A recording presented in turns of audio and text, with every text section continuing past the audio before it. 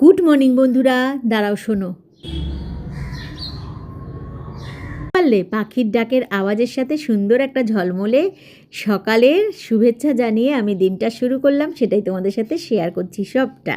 তো যদিও সবটা শেয়ার করা তো সম্ভব না, তো সবটা শেয়ার করতে গেলেই কিন্তু সেই বিশাল বড় একটা ভিডিও হয়ে যাবে আর তোমরা বোর হয়ে যাবে। তো আমি তোমাদেরকে একদম বোর করতে চাই না, আমার ভিডিওটা যাতে তোমরা ভালোবেসে দেখো সেটাই আমি চাই।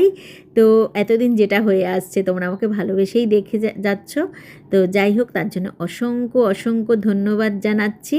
তো দেখো, আজকে আমি সকালবেলায় উঠে কিন্তু মানে স্প্রিংয়ের দাদু হয়ে গেছিলাম, জানো তো।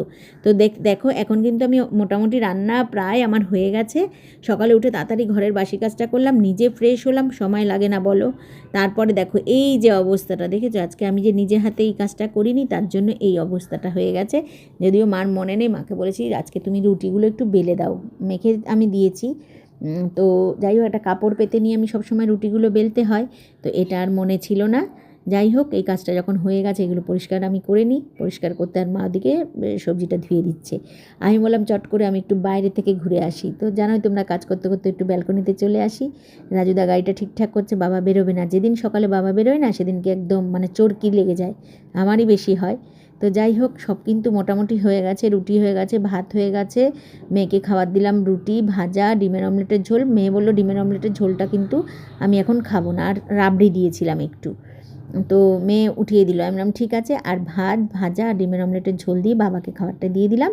তো দিয়ে আরও প্রচুর কাজ ছিল, সেগুলো সেরে নিয়ে কিন্তু আমি এই দেখো আমি আর মা বসে পড়েছি। আমি আর মা কি নিয়ে বসলাম, মা তো চা আর রুটি, জানোই তোমরা, মাঝে সাঝে কিছু একটু খায়। আর আমি কিন্তু ভাজা খাচ্ছি। এই দেখো খেতে খেতে একটু পড়ে গেল, মুখ থেকে পড়ে গেলে কিন্তু তুলে খেতে হয়, জানো তো। আমরা জানি শত্রু বাড়ে, তো আমি আর শত্রু বাড়াতে চাই না। তো যাই হোক, আমি মিত্র ভেবেই সবার সাথে একসাথে থাকতে চাই। তো যাই হোক, আর এই একটা দেখো দেখাচ্ছি, এইটা হচ্ছে মিষ্টির প্যাকেট। কেন দেখালাম, পুজোটা হয়ে গেছে আজকে আমাদের, তো তার জন্য প্রসাদ হিসাবে একটা সন্দেশ নিলাম। যদিও আমি সন্দেশ পছন্দ করি না, ঠাকুরের প্রসাদ বলে একটা নিয়ে নিলাম, ছোট ছিল তার জন্য। আর দেখো, আরেক দাঁড়াও একটু চায়ে চুমুক দিয়ে নিই।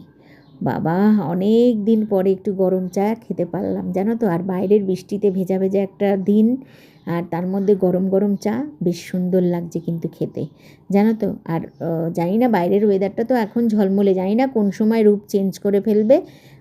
তো যাই হোক, ওয়েদার তো বহুরূপী, তাই না। তো যাই হোক, ভাজাটা দিয়ে খেতে ভালোই লাগছে। এর মধ্যে ছিল গাজর, বরবটি আর ফুলকপি ভাজা।